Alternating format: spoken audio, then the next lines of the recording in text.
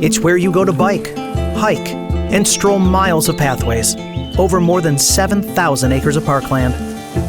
A place to go explore rivers and fish their bountiful waters. Natural places to go marvel at magnificent wildlife while you play outdoors and go wander charming communities. Find all this and more at Destination Downriver. Give it a go.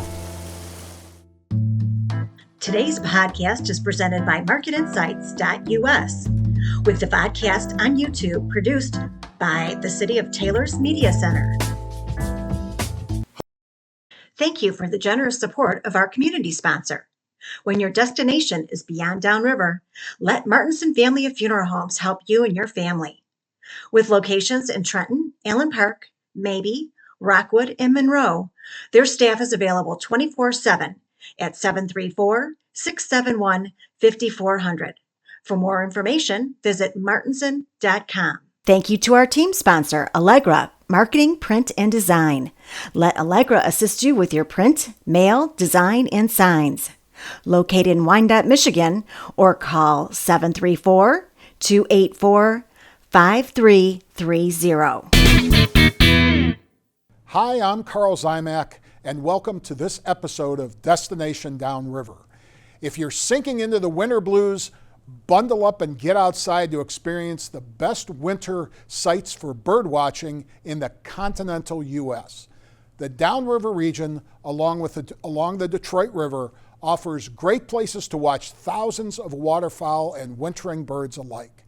The National Audubon Society has deemed this area of southeast Michigan one of the most important areas in North America for migrating birds. The Detroit River remains mostly unfrozen, so you have an opportunity to view huge groups of geese and diving ducks like canvasbacks that aren't as commonly seen in this area. Downriver parks host outings throughout the season. These are open to enthusiasts and novices alike. This time of year is a terrific opportunity to experience a side of nature that many of us never realized existed. Our guests today are Kevin Arnold, Southern District Interpretive Supervisor, who's been with Huron-Clinton Metro Parks for 28 years, and Phil Baracco of Wild Birds Unlimited in Woodhaven, a business that brings people and nature together. We'll be back with our guests after this brief pause. Okay, we're back with our panel discussion with Kevin and Phil. Welcome to the studio, gentlemen. How are you today? Great, thanks for having us. Thank you. Fantastic. Let's jump in at the deep end. We're talking about birding. We're talking about watching birds and getting involved with nature.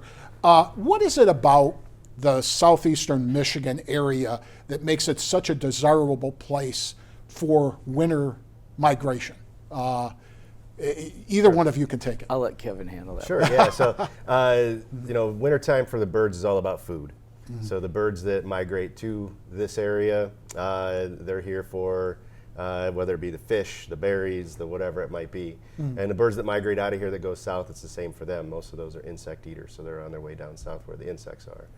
So Phil, for us, go ahead. I'm sorry. No, you first. Yeah. So for us, it's things like the Detroit River, Lake Erie.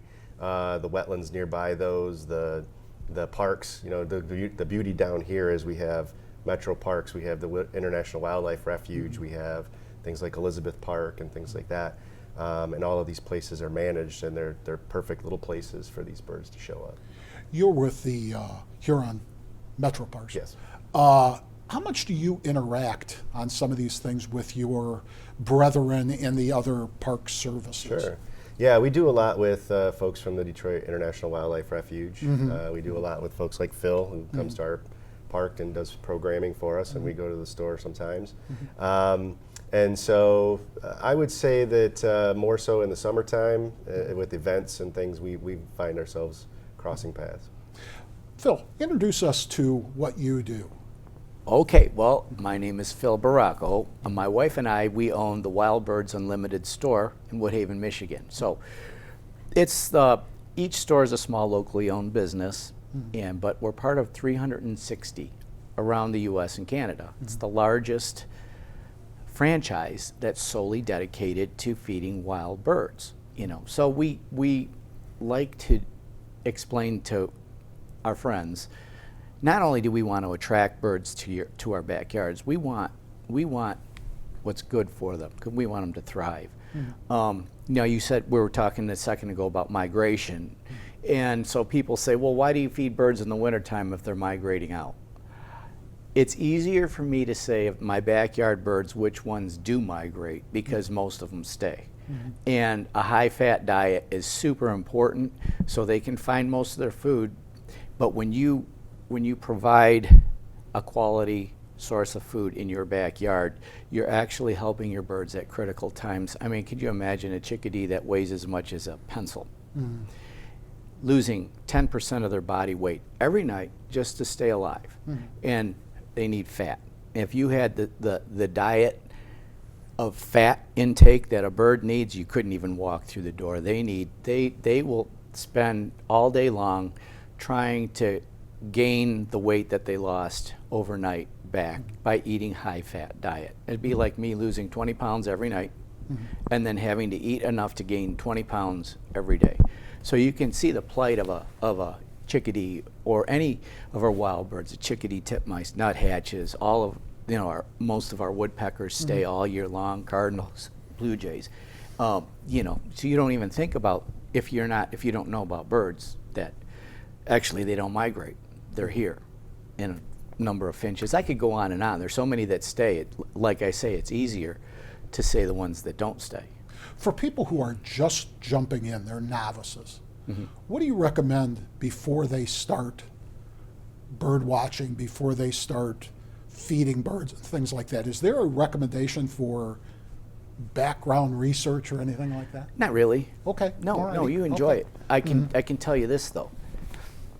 Most people start out and they buy the cheapest bird food that they can find. It ends up creating a big mess on the ground. Not to get into all the problems that can create, but picture yourself in a neighborhood in Southgate, Lincoln Park, without a doubt, Wyandotte, yes. and you have a big mess under your feeder. So we'll just leave it at that. So we tell people that's because there's a lot of filler in the bird seed. So you want, you want a lot of sunflower.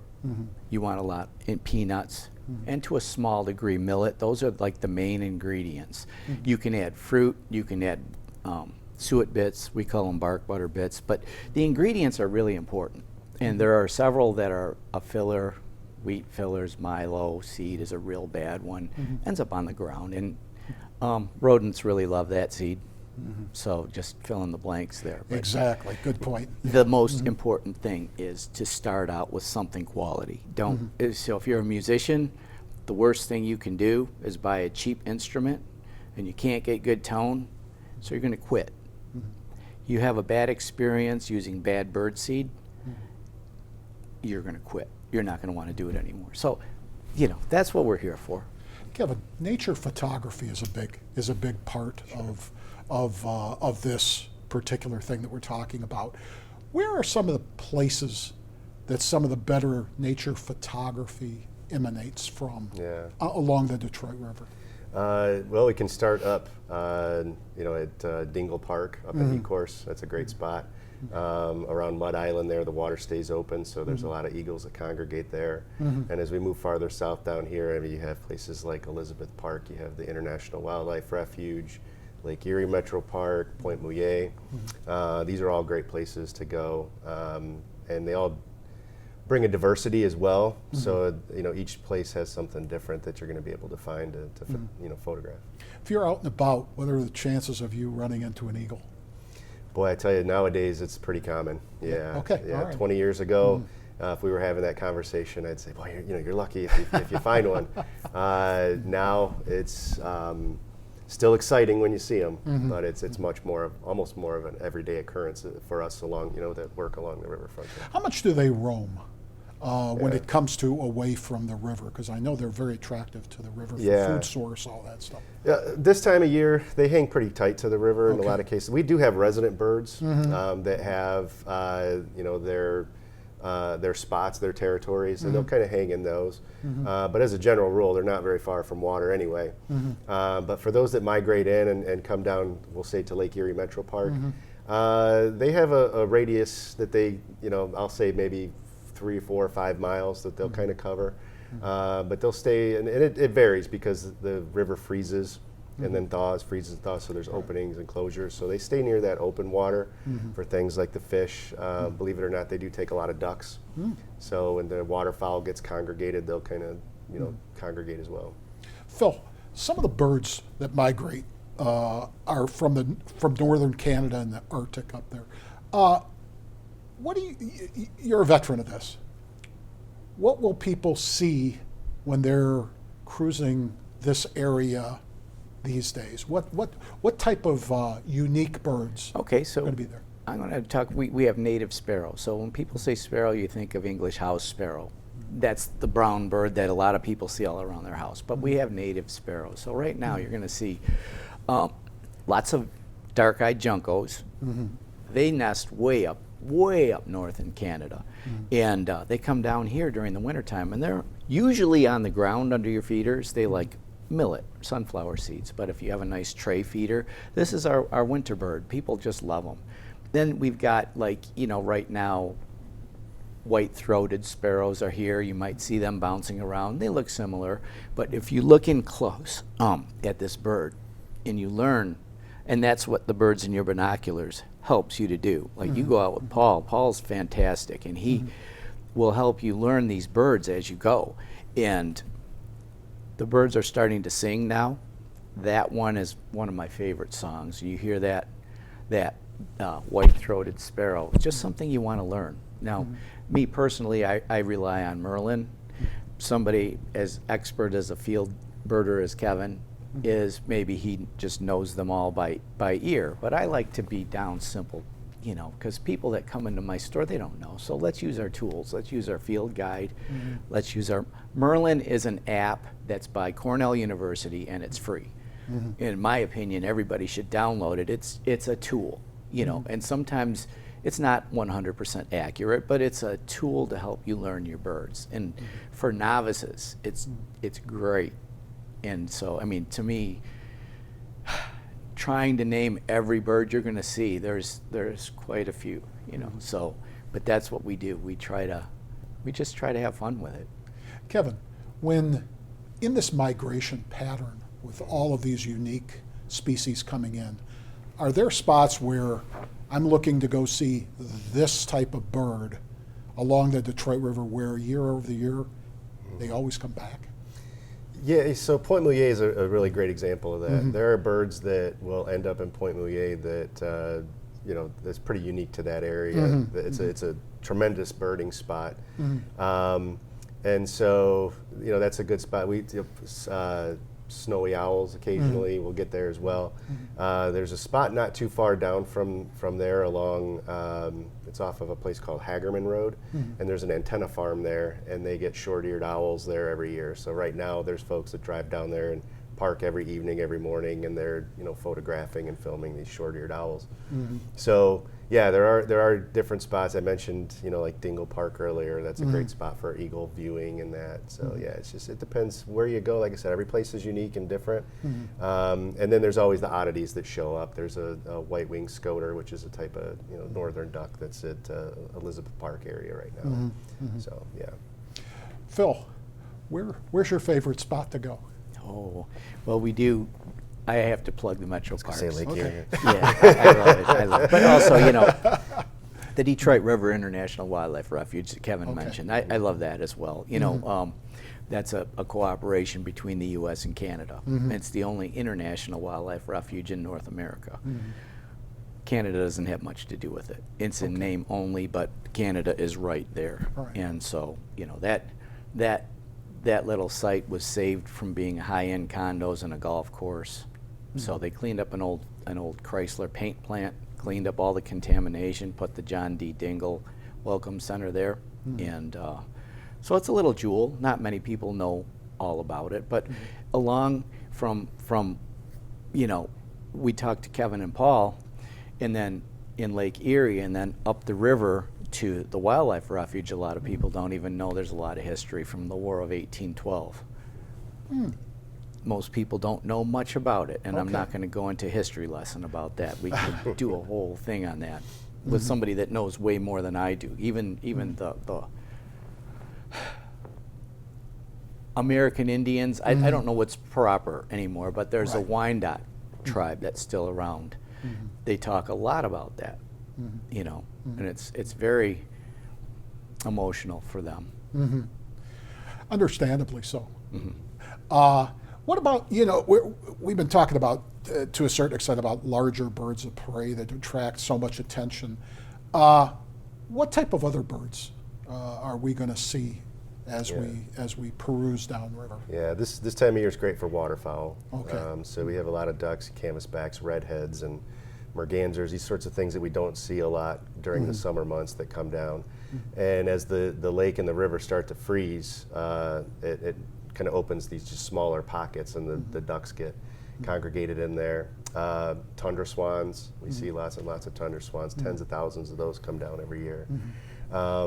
And so, yeah, I think waterfowl is probably one of the biggies, and then owls are always exciting. So, and we mentioned the snowy owl, the short-eared, but we get little guys like the saw-whet owls that come down as well. And we had one a few years ago that roosted right above the bike path at Lake Erie. So as that was probably the most photographed saw-whet owl in North America that year, because she just sat right there 10 feet above the bike path the whole season. So. We had some reports of a few pelicans that were their sightings were recorded along Lake Erie, just south of us. Do either of you have dramatically different other species that you've seen during the winter showing up, whether it's this year or in past years? There's always, like I said, there's always anomalies, and Okay. it just depends. We have what are called eruptions. Okay. And so every few years you'll have eruptions of birds that will come up, and basically it just means that it's a big group of them that show up where they're not really supposed to, or in bigger numbers than normal. And I think probably for us the most recent past was the evening grosbeaks, which are a northern species, yellow and black, just a really dramatically beautiful bird, especially in the wintertime. And so there's always things, again, those little anomalies that show up, but at this point right now I can't really tell you anything crazy. Is that just hapstance? Those type of Well, I want to piggyback anomalies? off what Go you said ahead, a little bit, because Phil. the eruption year, and it has always to do with the food sources where they're normally up north, and so we have pine siskins is another one. We have red-breasted nuthatches, which are normally up north. We have, occasionally you'll see a redpoll. Now, and he said evening grosbeaks. Oh gosh, you go up north in Michigan, you might even see pine grosbeaks, and it all has to do, these are birds that we don't normally see, but when they're going to follow the food, and they're in the boreal forest, and when the pine crop, which they're pine nuts, so their food source is low, so then they'll come down here looking for different sorts of food, and so just every few years, a common one would be the red-breasted nuthatch. That we don't normally see every year, but every few years they come down, and we see them at feeders. We see them at the Metro Park. Kevin, let's expound upon that a little bit. When we get out of the wintertime, we've talked a lot about the wintertime here. When we get out of the wintertime, what should bird watchers look for? Yeah, so May is all about the warblers. Warblers are little tiny birds, they're neotropical migrants. They come up, and really there's about 30 plus species or so that'll migrate through. They're super colorful little birds. And so that's probably the big thing for most folks here in Downriver for, across the area for, springtime birds. Okay. Any other times of the year for you, Phil? Oh man, our birds are in our breeding colors. Our cardinals get bright red. We have rose-breasted grosbeaks that show up. We have Baltimore orioles that show up. We have our hummingbirds that are only here in the summertime. And you can attract these birds to the feeders. The Baltimore oriole is a phenomenon. Now, there's a right and a wrong way to feed, so if somebody has a question, I really would appreciate if you come to me and I'll explain to you the right and the wrong way to attract Baltimore orioles, because we don't want to harm birds in any way, shape, or form. We want to do this the right way. Understood. So, but when people see a Baltimore oriole, the end of April, beginning of May, usually the first week of May, they show up, and this beautiful bird, bright orange and black. And their house could be on fire, and they'd say, "Oh, I don't care. There's an Oriole out there." But our rose-breasted grosbeaks that are at the metro parks too, that they only show up, but these are feeder birds, so you can attract them to your bird feeder as well. And the house finch that I was talking about earlier, that little pink becomes bright red. Your cardinals are red. The males of species, they really like to show off. You'll see red-winged blackbirds doing their little display, and the dominant males will really show off that red wing when they're trying to attract females. All this phenomenon. You can go to the metro parks and see it, or you can try to attract them to your feeders and watch it out your window or sit on your patio if it's a nice day and just watch. What caused you to get involved with this? It's kind of funny way things go, the way your life goes. But I lived in Southgate. My neighbor had a feeder. And I remember seeing house finches. And house finch is a very common feeder bird. The males have a little red on them. And at the time, like my customers, I said, well, those are tiny little cardinals. Those are cool. Well, they're not cardinals. So I put up my own feeder, and the first thing that happened, I went and bought the cheapest one that I could get. A squirrel chewed off the mount and ran off with it. So I just started feeding birds, and I, at the time, was a furnace technician. So I would always go to people's houses knowing I had my feeder, and I'd fix their furnace or air conditioner. Then I'd start talking to them about their feeder. Just a hobby that I enjoyed. When you start say you get cardinals, there's a blizzard out. You might have half a dozen cardinals in your backyard, and it seems like they're showing off because it's snowing, because they're red and they stick out like, against the snow. Well, no, actually they're there because you have food for them, and they don't want to be far away. It's a good, reliable source of food. And so it's a feeling of joy. It's just happiness. You don't realize that it's taking your problems away, and you're focusing and you're becoming mindful of nature in your own little backyard, as you do at Lake Erie Metro Park or Oakwoods Metro Park. You just go on these bird walks that these folks have all the time, and you start listening. In February, the birds start to sing. So you're going to go outside here pretty soon. You're going to start hearing the cardinals. You're going to start hearing the robins. You're going to start hearing those birds that are starting to establish their nesting territories, and that's why they're singing. And the cardinal will be up in the tree. You won't see the female. She'll be looking for places to nest, and just listen and then watch and become mindful, and your stress will just reduce.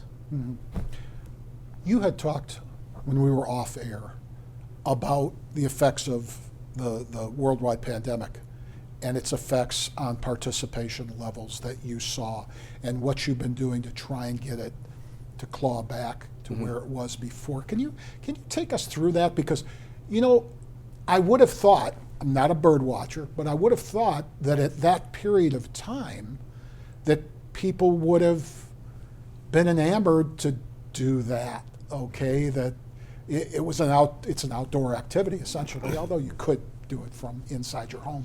But tell us about that. Well, people were looking for something to do, okay? And this is something that you can do at home. Our store was closed, except for curbside delivery, home delivery, online phone orders.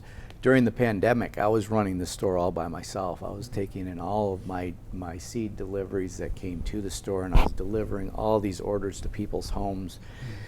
And we were advertising, and it's just something that people can do at home. Now, I'm glad that it helped. I don't ever want to go through that again. That was really, really hard to make a small business survive. But we're here, and I would still do all of those things for my customers, but it's just a lot of people grabbed on to the hobby, and they said, I just love doing this, and they never let go. And so it already was the number 2 hobby that people did domestically in the country behind gardening. That's amazing. I wonder how many people know that. That's an interesting statistic. Yeah. When you're looking at organized activities. You're both very well aware of bird watching activities that are both downriver and elsewhere. Why don't we start with you, Kevin, as we bring this to somewhat of a close. Tell us about some of the big events upcoming, how people can participate, that type of thing. Yeah. So at the Metro Parks, we offer weekend programming. We have 13 Metro Parks, 10 facilities. And so there's something going on just about every weekend at one of the parks, at all the parks actually.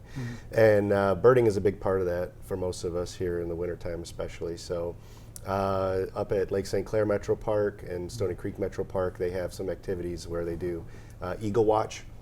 So the first Saturday at Stony Creek, second Saturday at Lake St. Clair, they'll have a couple of hour span where they'll go. They have eagle nests that they monitor, so they'll take you to watch for those. Down in this area, again, I mentioned the birds in your binoculars, second Saturday of every month. As we start to get into the springtime, we have a bird that comes back to the area, the American woodcock. And so at Oakwoods, we do a few weekends of this American woodcock watch where we go out right at dusk, listen to the calling males. We try to spot the males. They do this little aerial flight and dance and things. It's really neat to watch. And so there's a lot of that goes on here. We work a lot with, like I said, Phil and Teresa are coming to Oakwoods this Saturday to do bluebird programming for us. We work with the Detroit Bird Alliance on different programming as well. So there's tons of opportunities, and they're all local. They're easy to get to. They're easy to sign up for, and so I don't think there's ever an excuse to say, "Oh, I didn't." Have an opportunity. There's always something going on. Phil, tell us about some of the things that your organization specifically is. Sure. runs. I don't have all the dates, but we do have a website. It's wbu.com/Woodhaven. Okay. So a shout out to my wife, Therese. She does so much work on that website. And she, this weekend when we go to Oakwoods to do our Bluebird program, she's the county coordinator for Wayne County and Monroe County for the Michigan Bluebird Society. So technically this is a Michigan Bluebird Society program along with Wild Birds Unlimited. And we do programs in our store, and we do as much as we can out. And I'm more than happy, and I would love to partner with Destination Downriver to try to promote some of the jewels we have downriver, because as a small business owner, it's important to me to let people know what is here. So if there are, I'm going to pay attention to whatever events are going on, maybe create some events, maybe just showcase something. In my case, it'll be nature related, But so all of our programs again are wbu.com/Woodhaven, and she's listing our programs out, and they change. We add them on, so I don't, like Kevin has to have his whole program set in stone. I might add mine on, 2 weeks before it happens, and then we'll add it. And so we just try to promote and our birding hobby and enjoyment, and really come downriver if you haven't been here, and check out some of this stuff, because we have some really cool areas that people just don't even know about. Kevin, where's the best place to get information Absolutely. on your www.metroparks.com. And it'll have all of the listings. We have a things to do calendar. You click on that, and it'll bring up everyone's activities for each weekend. Fantastic. Yeah. We could probably sit here and talk for a week on this particular subject. That's right. Thank you, gentlemen. Thank you so Okay, much we for having really us. appreciate having you on Destination Downriver. If you're interested in going birding but not sure where to start, the Downriver area is perfect for you. According to the Michigan Department of Natural Resources, for many birds that originate north of us, Michigan is their warm weather spot for the winter. From the Arctic snowy owl to bald eagles, exotic waterfowl species, and unusual song and field birds, literally billions of birds travel through or converge on this region of our state. Estimates vary widely, but suggest that as many as 96 million people in the U.S. do some sort of bird watching each year. Thanks for joining us on this episode of Destination Downriver. For today's guests and our workers behind the scenes, Sam Rickard and Joe Camilleri, I'm Carl Zymak. We'll see you when we return next month on Destination Downriver. Thank you again to our sponsors, Martinson Family of Funeral Homes and Allegra Marketing, with a special thanks to our production partners here at the new Taylor Media Center. Thanks for listening and watching. Please visit our website, destinationdownriver.com, or our Facebook page, and be sure to join us for next month's podcast.